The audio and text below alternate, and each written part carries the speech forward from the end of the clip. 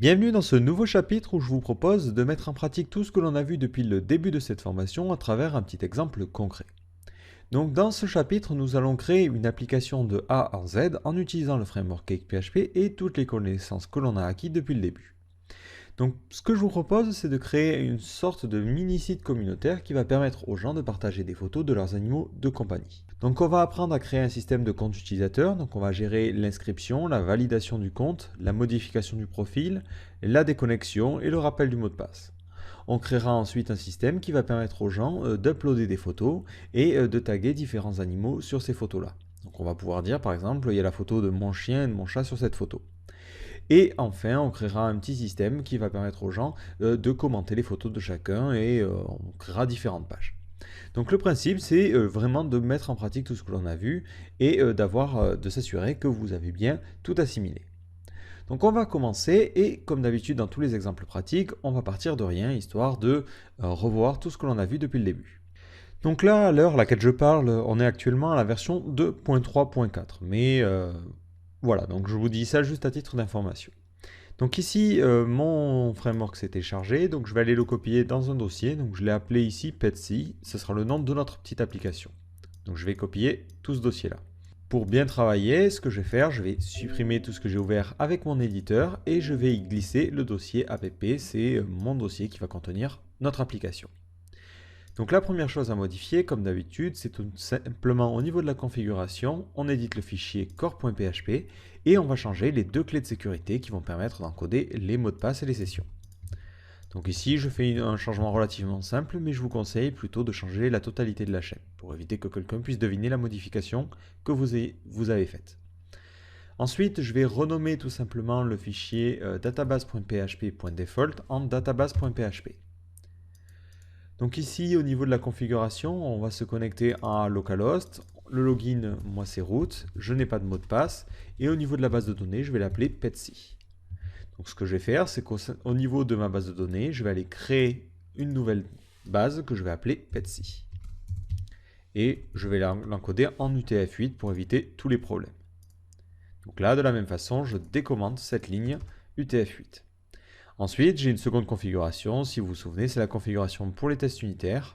Donc ici, je vais mettre root, je ne vais pas mettre de mot de passe, et le nom de la base, c'est test. Mais ça ne servira à rien pour cet exemple-là. Je vais aussi décommenter le fichier email.php, et je vais mettre un email particulier pour envoyer les mails. Donc nous, on va appeler ça contact@petsy.fr, on va dire. Je choisis de l'UTF-8 dans les deux cas. Donc là, je vais vérifier que toute ma configuration est bien effectuée. Donc je vais actualiser ma page et je vois que tous les messages sont bien ouverts. Donc ça veut dire que mon application est prête à être installée. Donc on va faire une seconde petite configuration, c'est qu'on va mettre en place un style par défaut pour notre application. Donc j'ai choisi pour cet exemple-là d'utiliser le Bootstrap de Twitter, tout simplement parce que c'est le plus répandu. Je me rends sur le site du Bootstrap et je vais sur Get Started et je vais prendre un template par défaut. Donc c'est histoire de ne pas me prendre la tête à inventer le code HTML. Donc je vais dans HTML template et je vais prendre ce template là. J'affiche le code source et je le prends directement. Donc je vais aller modifier dans mon application le layout par défaut et je vais y copier tout simplement celui de Twitter.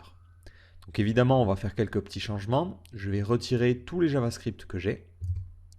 Hop. Et tout au niveau du header, je vais retirer tous les links, tous les favicons et tout qu'on a. Et pareil, la partie CSS. Tout simplement pourquoi? Parce que je vais plutôt utiliser le helper CSS. Donc ici, echo, fis, HTML, CSS, et je vais appeler le fichier qui va s'appeler style, ou allez, on va l'appeler bootstrap.css.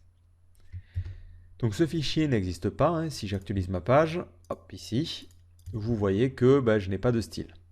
Donc je vais aller créer un nouveau fichier CSS dans le dossier webroot, puis dans le dossier CSS. Et là, je vais créer ce nouveau fichier et je vais l'appeler bootstrap.css.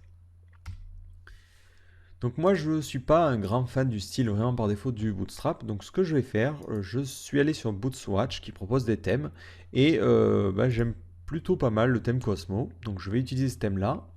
Donc je télécharge directement la version minifiée. Donc vous pouvez évidemment utiliser n'importe quel style, c'est vraiment pour l'exemple, histoire qu'on n'ait pas quelque chose qui soit moche à l'affichage. Là vous voyez qu'on a un style qui est plutôt sympa.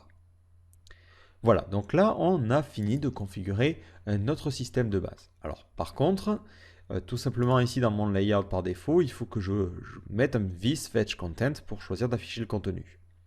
Donc moi ce que je vais faire, je vais le mettre directement ici. Donc là je fais bien attention à ne pas me tromper, voilà, au moment où je ferme. Et à cet endroit là, je vais mettre un vis fetch content. Voilà, et du coup je vois qu'au niveau de ma page web, j'ai tous les messages liés à CakePHP qui sont affichés. Et je vais pouvoir enfin commencer à coder mon application. Donc on va commencer par tout ce qui est partie connexion, inscription et identification des utilisateurs. Donc c'est ce que je vous propose de voir dans la prochaine leçon.